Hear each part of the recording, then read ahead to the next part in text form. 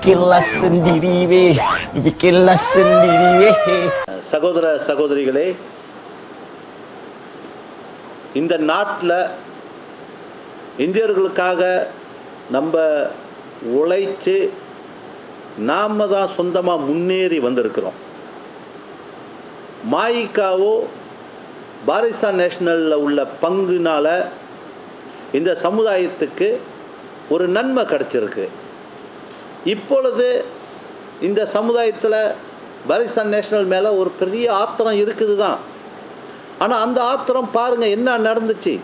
12 வருஷமாக உயிரை கொடுத்த நான் 12 வருஷமாக இருந்த மாயிகாவை விட்டு வெளியாகி பக்கத்தான் ராயாட்டில் ஜாயின் பண்ணி அந்த பக்கத்தான் ராயாட்டில் 12 வருஷத்துக்கு பிறகு 20 வாட்டிக்கு மேலே ஜெயிலுக்கும் லோக்காப்புக்கும் போய் அடி உத வாங்கி ஐஎஸ்ஏல இருந்ததெல்லாம் இழந்து, ஆனால் அனுவார் நான் ஜைத் இப்ராஹிமை சப்போர்ட் பண்ணுறதுக்காக என் மேலே ஒரு பெரிய எதிர்ப்பை காமிச்சிருக்காரு. இந்த சமுதாயம் நல்லா இருக்கணும்னா நம்ம எல்லாம் ஒன்றுபடணும். நாம் எல்லாம் எப்படி ஒன்றுபடணும்னா, இன்றைக்கி பாருங்கள், மனோகர மலையாளம் டிஏபியில் முன்னாள் மாநில தலைவர், ஆனால் சில சீன தலைவர்களோட வேண்டுகோளுக்கு இணங்க அவரை இன்றைக்கி கட்சியிலேருந்து நீக்கம் செஞ்சுருக்காங்க. அதே வேளையில் அதே தப்பை லிம் குவானிங் செஞ்சு இன்னைக்கு வரைக்கும் அவர் மேலே எந்த நடவடிக்கையும் எடுக்கலை. மனோகரனை 6 மாதம் சஸ்பெண்ட் பண்ணி மனோகரனுக்கு அடுத்த தேர்தலில் சீட்டு இல்லைன்னு கூட சொல்லி, ஆனால் லிம் குவானிங்க்கு இன்னைக்கு வரைக்கும் எந்த ஒரு இதுவும் இல்லை. மனோகரன் செஞ்ச தப்பு அது ஒரு எழுத்து தப்பு. 24 மணி நேரத்திலேயே மனோகரன் உடனடியாக ஃபேஸ்புக்கில் மன்னிப்பு கேட்டிருக்காரு. ஆனால் லிம் குவானிங் பண்ண தப்பு 2 வாரத்துக்கு மேலே நான் தப்பு பண்ணலை, யார் என் மேலே குற்றம் சாட்டுறீங்களோ உங்கள் மேலே நான் நடவடிக்கை எடுப்பேன், வழக்கு போடுவேன் அப்படின்னு எல்லாம் மிரட்டி கிரட்டி இன்னைக்கு அவர் மேலே இன்னைக்கு வரைக்கும் எந்த நடவடிக்கையும் எடுக்கலை. ஆனால் லிம் குவானிங் ஏறக்குறைய 2 வாரத்துக்கு பிறகு ஜோஹர் சுல்தான்கிட்ட மன்னிப்பு கேட்டிருக்காரு. மக்கள்கிட்ட ஒரு பேச்சு, ஜோஹர்லேயே பிறந்து வளர்ந்த இந்த லிம் குவானிங் ஜோஹர் மக்களை இது பண்ணதுக்கு சுல்தான்கிட்ட மன்னிப்பு கேட்டிருக்காரு. ஆனால் இங்கே மனோகரன் அவர் பண்ண தப்பு தெரிஞ்சு உடனடியாக 24 மணி நேரத்துக்குள்ளே மன்னிப்பு கேட்டவரை கட்சியிலேருந்து சஸ்பெண்ட் பண்ணிட்டாங்க. லிம் குவானிங்க்கு இல்லை. இந்தியர்களுக்கு இதுதான் நிலை. பக்கத்தான் ராயாட்டில் எனக்கு மனோகரனுக்கு பக்கத்தான் ராயாட் அரசாங்கம் பேராக எடுத்த உடனே குலசேகரனை ஒதுக்கி வச்சது. இன்னைக்கு குலசேகரனுக்கு அவங்க நிச்சயமாக உண்மை நிலவரத்தை சொல்ல மாட்டாங்க. ஏன்னாக்கா பல ஆண்டுகளாக அந்த டிஏபி கட்சியில் இருந்து போராடுறதுனால இதை சொல்ல மாட்டாங்க. ஏன்னா மக்களை எப்பயுமே ஏமாந்து தான் இருக்கணும், உண்மை தெரியக்கூடாதுன்னு. எதுக்கு இந்த நாடையே வளர்த்த இந்த இந்திய சமுதாயம் உண்மைக்கு உண்மையாக ஏன் பேசக்கூடாது? உண்மையாக பேசுகிற அன்னைக்கு தான் நமக்கு விடுவு காலம். அதனால தான் நாடாளுமன்றத்திலும் சரி எங்கேயும் சரி நான் நேர்மையாக உண்மையாக தான் நான் பேசுவேன். அது யார் என் முன்னுக்கு இருந்தாலும் சரி, இந்த சமுதாயத்துக்காக நாங்கள் முன்னுக்கு வந்திருக்கிறோம். நாங்களே நேர்மையாக உண்மையாக பேசா கட்டி வேற யார் பேசுறது? ஏமாந்து இருக்கிற இந்த மக்கள் பேசுவாங்களா? இன்றைக்கு பிரதமர் போராடலாம் அவரால் முடிஞ்சதை இந்த சமுதாயத்துக்கு அறிவிக்கிறாரு. நேற்று 1 MDB 1 மலேசியா டெவலப்மெண்ட் ஸ்காலர்ஷிப்பை நேற்று கொடுத்தாங்க. அதுக்கு நான் போயிருந்தேன். முதல் தடவையாக நான் பார்க்கும்போது 100 பேருக்கு மேலே இந்தியர்களுக்கு கிடச்சிருக்கு.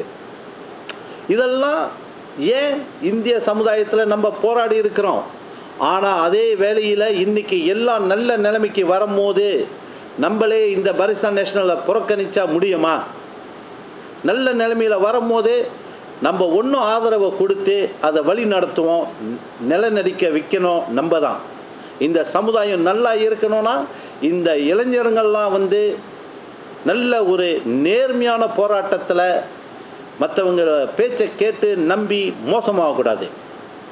எப்படி இன்னைக்கு படாங் சராயில் ஒரு மாசத்துல குறைஞ்சது 24 நாள் நானும் என்னோட அலுவலகமும் திறந்து இருக்குதோ, மக்களை சந்திக்கிறதுக்காக நான் போய் பந்து கூட விளையாடுறேன். இன்னைக்கு பந்து விளையாடுறேன், கோல்ஃப் விளையாடுறேன், ஓட்டப்பந்தயத்துக்கு போகிறேன்.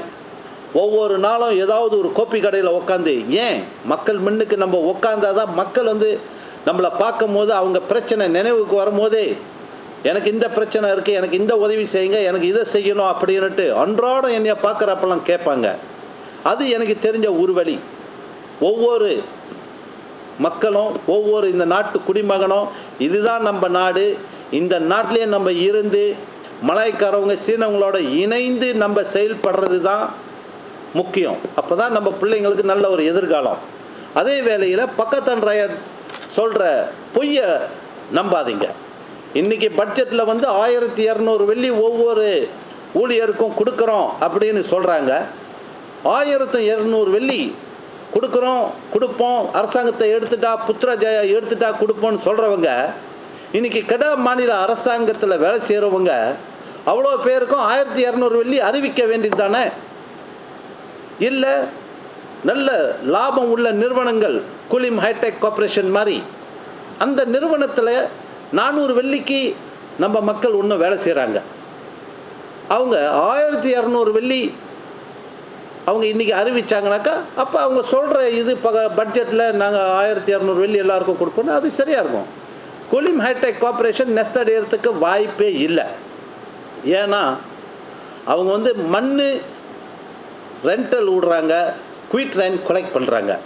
வருஷம் எவ்வளோ வருவாயின்னு அவங்களுக்கு நல்லா தெரியும். அப்போ செலவை வந்து அவங்க கண்ட்ரோல் பண்ணிக்க வேண்டியது தான்.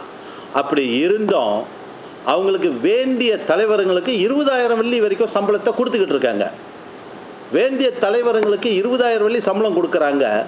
ஒவ்வொரு ஊழியருக்கும் மாதத்துக்கு 1000 வெள்ளி கொடுக்கறதுல என்ன குறைஞ்சி போகுது?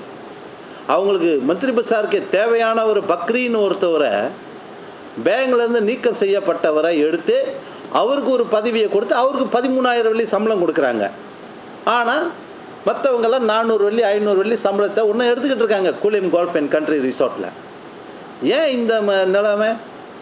நம்ம வந்து தொடர்ந்து நீங்கள் ஏமாத்துறதை ஏமாத்துங்க, நாங்கள் தொடர்ந்து ஏமாந்து இருப்போம் அப்படின்னு சிலர் நினைக்கிறாங்க. இந்த சமுதாயம் ஒட்டு மொத்தமாக எல்லா இந்தியர்களுக்கும் நல்ல குரல் கொடுக்கக்கூடிய ஒரு சமுதாயமாக இருக்கணும். Bikinlah sendiri weh, bikinlah sendiri weh.